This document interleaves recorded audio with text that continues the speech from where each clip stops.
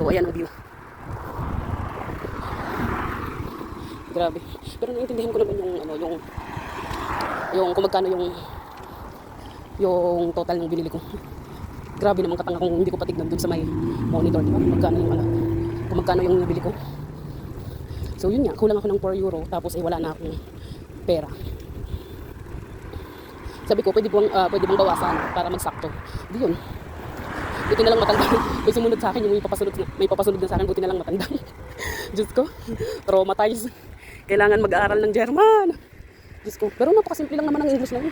Imposible naman na hindi niya maintindihan yung I'm sorry, I didn't understand what you saying. And then, sabi ko, ich spreche ein bisschen Deutsch. Tapos yun nga, bahala siya manggigil. So yun nga, yung parang sinasabi niya na kulang pang ako ng 4 euro. Sabi ko, bawasan nyo na lang ng isang item para magsakto na lang sa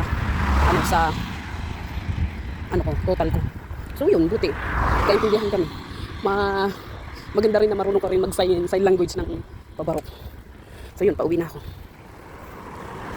Pero parang ayoko nang umulit.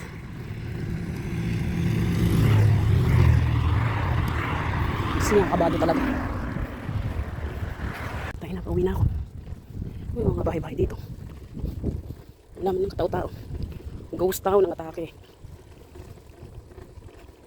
Uwi na ako. Kabahan ako. At least na-experience ko mag-isa. Na hindi kasama lagi sa patay. So, dito ang aking tahanan. Dito ang tahanan ni